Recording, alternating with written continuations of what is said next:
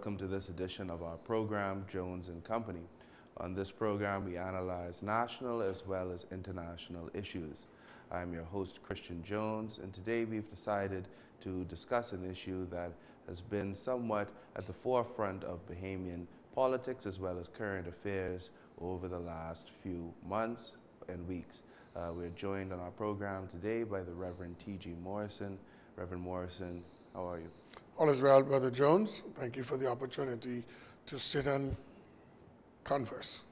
Reverend Morrison, we're dealing with a scourge of crime and violence in our country that seems to have our country in a hostage type of situation. Would you agree with that? Well, I believe in hope, and therefore I will never surrender to forces, be they evil and or evil driven, to give them that kind of carte blanche control. I do believe that we are seeing some of the effects, the collateral damage of us walking away from some values and mores that once anchored us as a people. And I believe that it provides us an occasion for sober reflection, for us to come to the awareness, firstly, of what it is that I am doing to contribute to social sin and to be a part of the solution. And I believe that it demands that all of our stakeholders or the estates within our country come together without that degree of ideological suspicion and be able to discern how best we can turn the tide. I believe that the tide can turn, but it begins with us being committed to a particular model and a form of life and living within the context of our country. Right. And we know that behavior only becomes criminal when it is stigmatized as such. But given the fact that we've had 6 murders over the past 5 days, that crime seems to be somewhat spiraling out of control and focused within the inner city communities, what exactly can the individual in society do at large in terms of helping to arrest the issue of crime in our country? Well, I believe before we get to the communities, each community is made up of families. And I believe that at the heart of what we are seeing is a collapse in our family structure. We understand that there are ways to make a child's life better, and we know that there are things that can contribute to maladaptive behavior and or practices within the life of a child. I believe that the scientific results in terms of social scientists, they have been able to articulate in the clearest and most coherent language available that an absentee father or an emotionally detached father is the major contribution to a abnormal development within the life of children. And so I believe that we have to get back to that point where we examine how our families are structured. That's number one. Number two, a part of a family structure is that the family must be motivated and or driven by a particular ethics.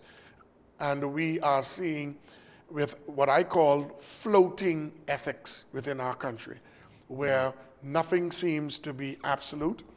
Everything is relative.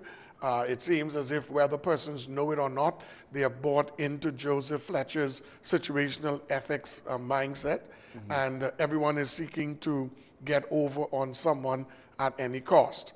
I believe that when we look at the political directorate, I'm a product of the inner city community, Red and in the Young Street community, and we see systemic historical poverty in these communities.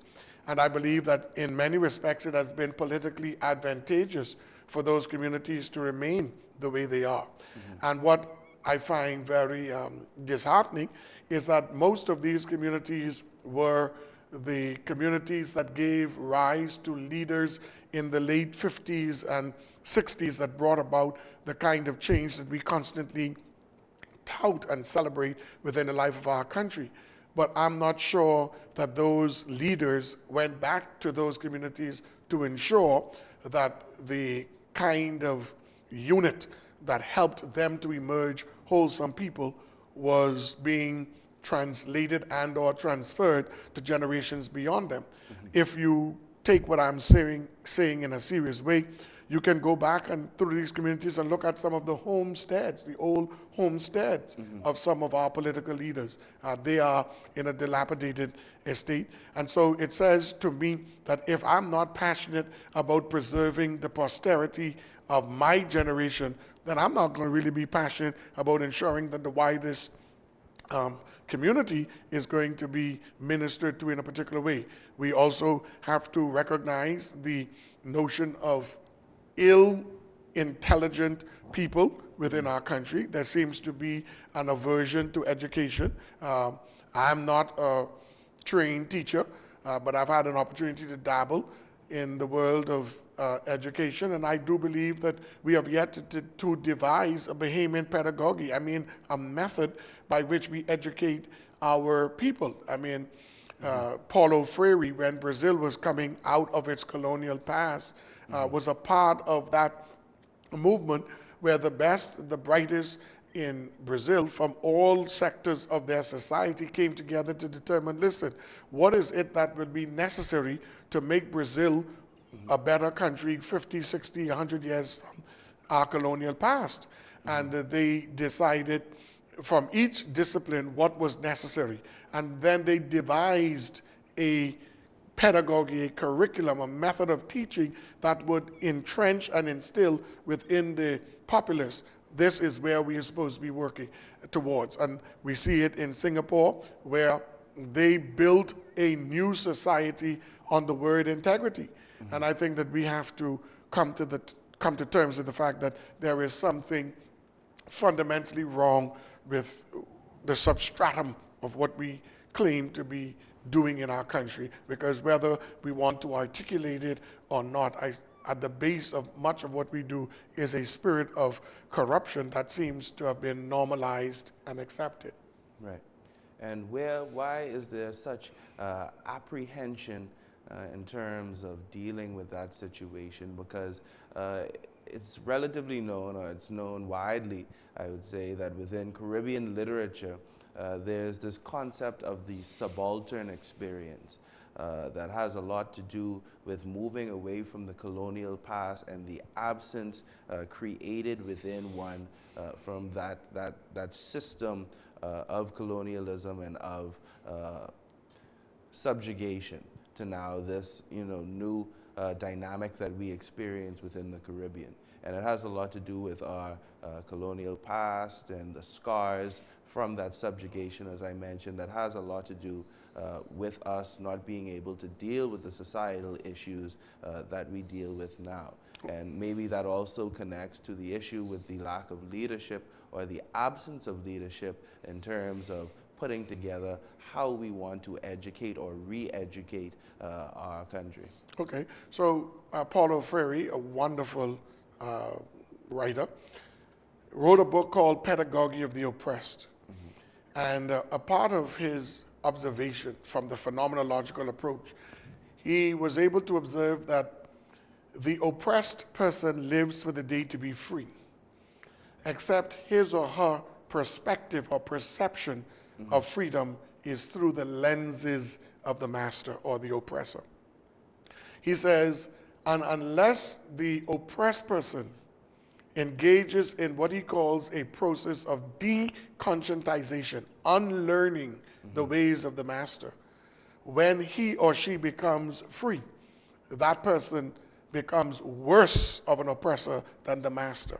And so he advocates deconscientization, but he also advocates re-conscientization, and that is a relearning. But here is another sidebar to this reality, Brother Jones. No one speaks against a system they benefit from. And that's part of the problem as I see it in our country. That some bodies are benefiting from the systemic historical poverty and vortex of ignorance, and that therefore it is not in their best interest to radically address it and or to eradicate it, because a part of the classist system which fueled and supported slavery and colonialism is that you need a lower class to be able to sustain and serve the higher class. And I believe that while we may not want to admit it, we are still very classist in our society, and it was quite evident during the years of the pandemic, because when we make decisions to lock down the country from a Friday to a Monday morning, we are assuming that everybody has basic amenities in their homes. I think there was a case where a young man left his house during the time of when you were not supposed to move, because his grandfather had an accident in the house, and he went to the pump to get some water to deal with the accident, and he was arrested for breaching the time that he was supposed to be indoors. I mean, so that's a part of our problem. We are not sensitive or seemingly knowledgeable enough of the plight of some of our people and the conditions under which they are actually living.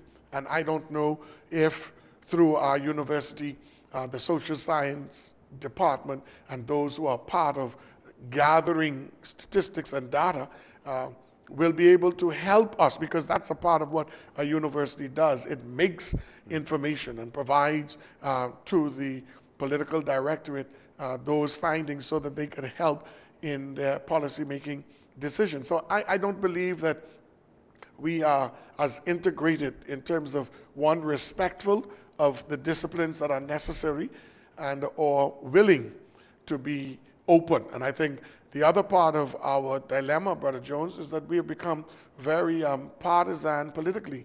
And it's almost as if we have become tribalists, and some communities have become garrison-like based on political affiliation. I think that that is something that we also need to address.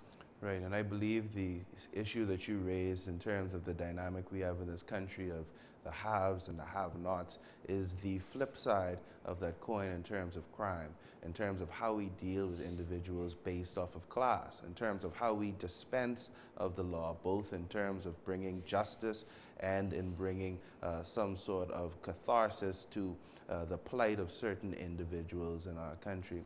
But when we look at what you mentioned earlier, the floating values or floating ethics experienced in our country, and the fact that we get to such a point in our country with, I mean, there is outrage in our country by some people, but we are not fixing the problems, Reverend Morrison. So it almost seems that we are complicit in this, in that it is becoming more and more palatable crime in our country, that is becoming more commonplace, that people are being sensitized to what is going on. What do you think? Well, you call it a rage. I call it a fake rage. Because if it was a genuine rage, then we would have done everything that's necessary to interrupt the current flow. If I live in a society that I see is unraveling, I have to first and foremost ask myself what it is that I am doing or not doing, saying or not saying, that is contributing to where my country is.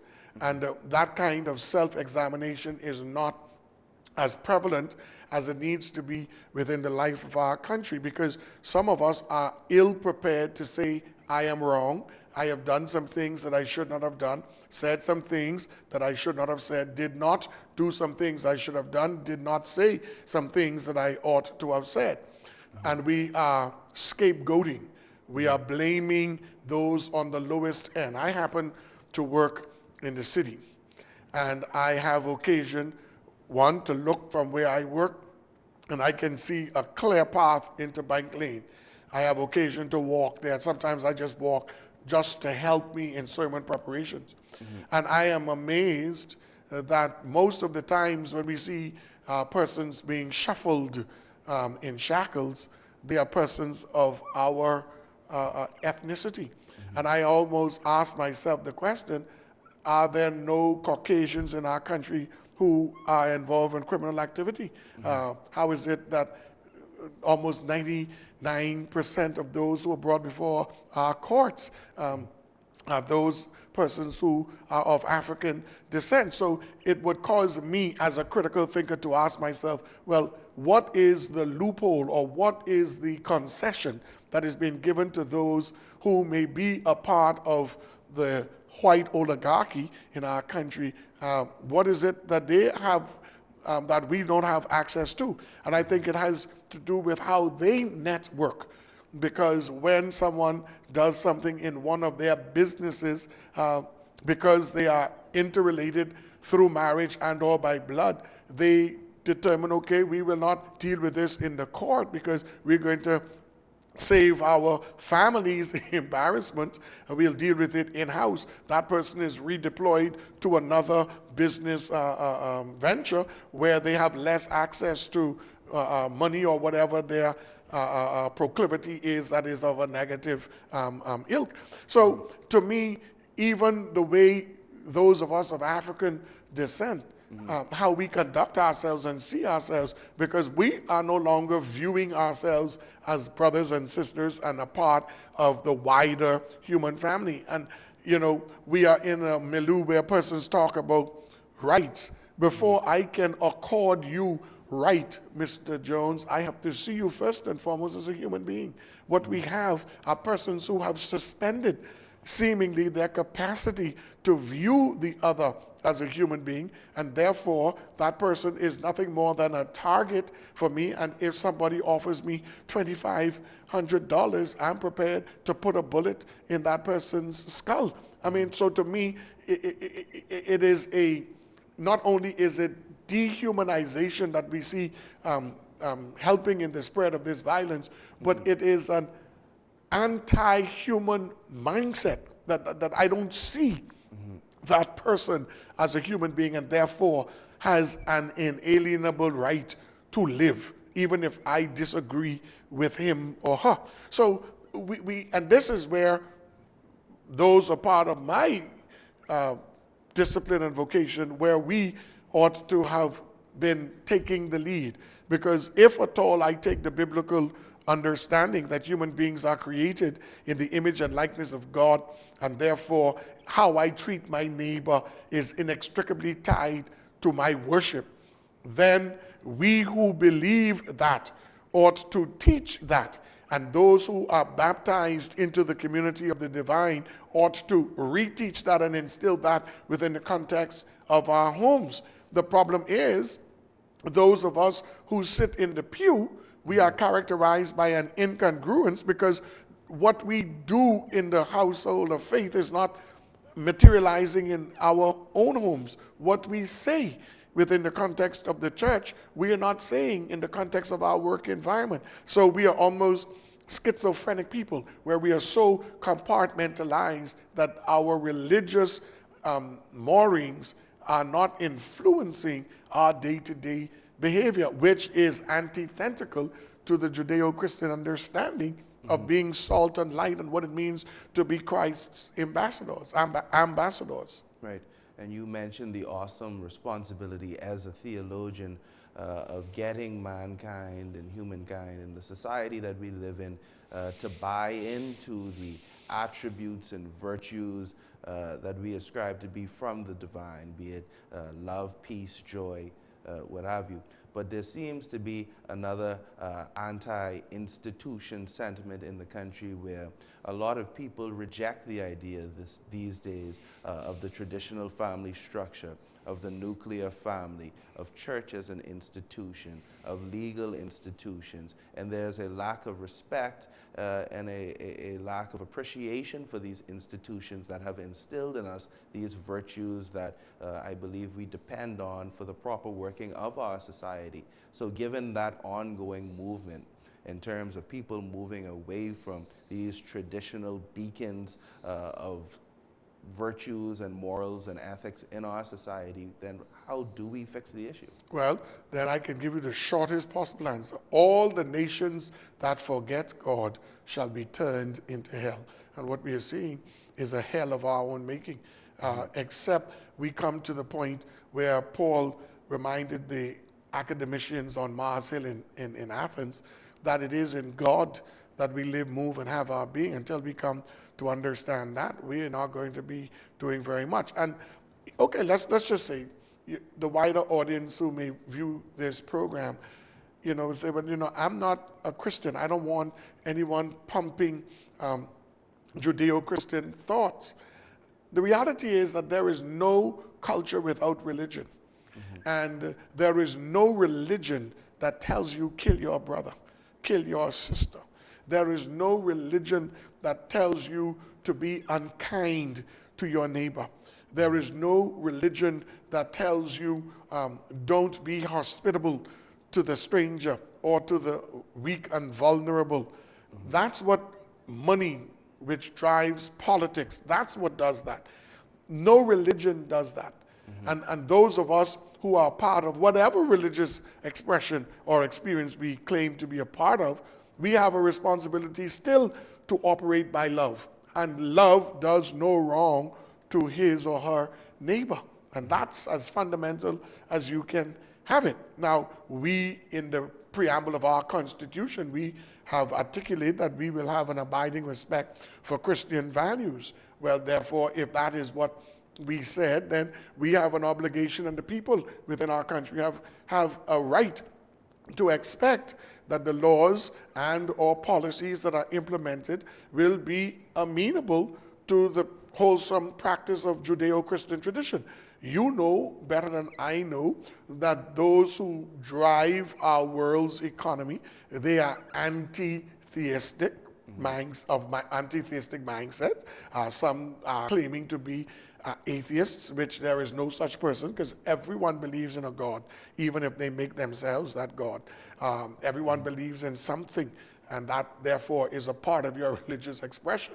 But we do know that money is being given to those who seem to be the least consenting to conservative and or Judeo-Christian views. I mean, there are persons all across the world, you're trying to understand some basic anatomical realities that we are not able now to embrace, because wokeism demands that we do not say certain things. And I believe that if we want that kind of society, then we ought to accept what are the effects of that kind of society. If we do not want that kind of society, then we have a responsibility to stick to our guns and to live by the values and or ethics that we believe are important to us. Now, that may cause us not to be able to access some of the international funding that is available to others who are becoming liberal, libertine, and outright lewd. But then we have to determine as a people what is important to us. I think a lot of it has to do, Reverend Morrison, when we look at it, that a lot of these issues, we have identified a lot of the issues that have caused this problem in our society, that have caused this situation in our society, and a lot of them go back decades and have been ongoing, like a burning dumpster fire in our society. But a lot of politicians have not had the political will to deal with them because they deem them to be impolitic, or because they believe that there will be some sort of retribution at the polls for dealing with certain issues within our country. Do you agree that for a long time we have ignored politically dealing with these issues? Yes, and to me, I agree. And for me, that is tantamount to political treason. Because if I am not prepared as a politician to protect the patrimony of the people and or to create an environment where they can live and enjoy their wealth and experience well-being, then it means that I am allowing politics to trump patriotism. And to me, that man or woman is a dangerous person and should not sit in any of our houses of parliament.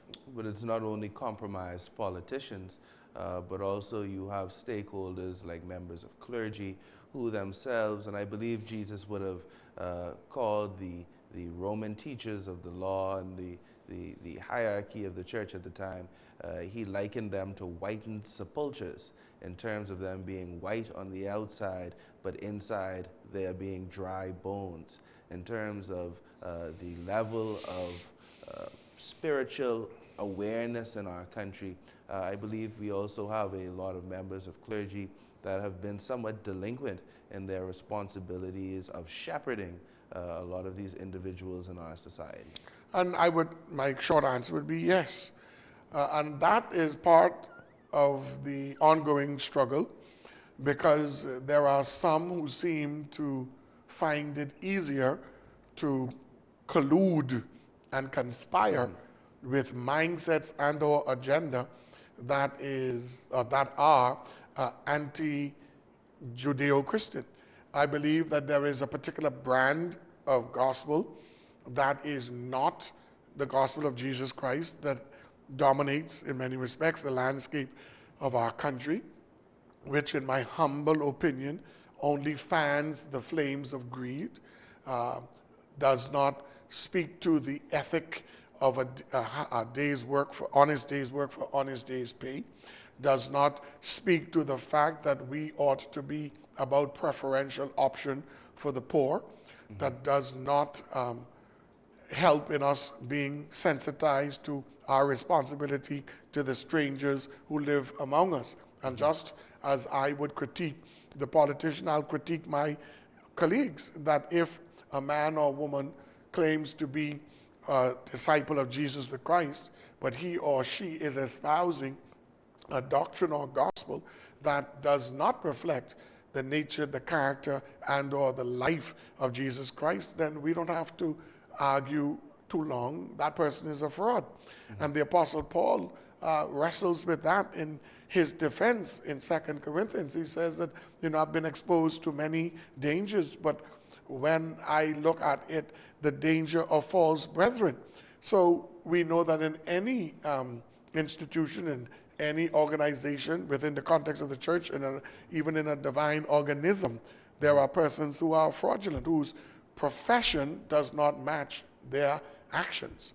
And we have a responsibility to admit that. And that's part of the reason why I said in every sector of our society, there are some I am sorries that ought to be said, and a kind of reevaluation of what it is that we are doing or not doing to contribute to social sin. That's how I started, because I believe all of us are in this together, and each person has a responsibility to do his or her part to be salt and light. Mm-hmm. But by and large, do you believe that the citizenry of our country can be as candidly honest about these issues as you have been on our program this evening?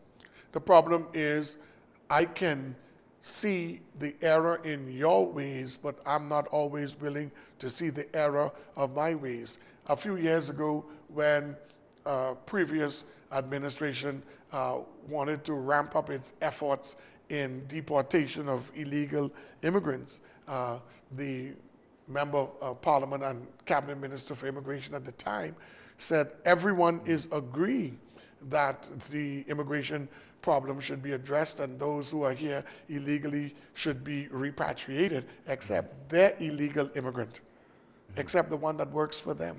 And that's part of the problem. The moment we start clamping down, then we become parochial in our mindset. You could do it for others, but not for me. I must find a loophole. I must find a concession. Or you wait this wide for me, or do a favor for me. And that's, when you're in a country of less than 400,000 people, at some point we're going to realize that every one of us connected to the other by marriage or by association in a work environment or by blood, and we're going to look out for each other. I mean, that's just the downside of it. It would seem that we are just inherently corrupt as a people, Reverend Morrison. Well, I wouldn't want to say that, but I would say it this way. Or rather, are we inherently corruptible? Well, we are definitely human beings. We have a proclivity to be corrupt. I mean, the Bible says the heart is desperately wicked. Who knows it? I, the Lord, try the hearts. And until hearts are changed, which is at the root of our violent spate, at the root of criminal activity, at the root of violence and every form of antisocial behavior is a heart that has become hardened or taken to the reality that one, I must be motivated by love, and two, I must be my brother's keeper, not my brother's killer. And I would agree with you on that. And at this point, I believe we'll take our first break on our program, Jones and Company, and we'll be right back.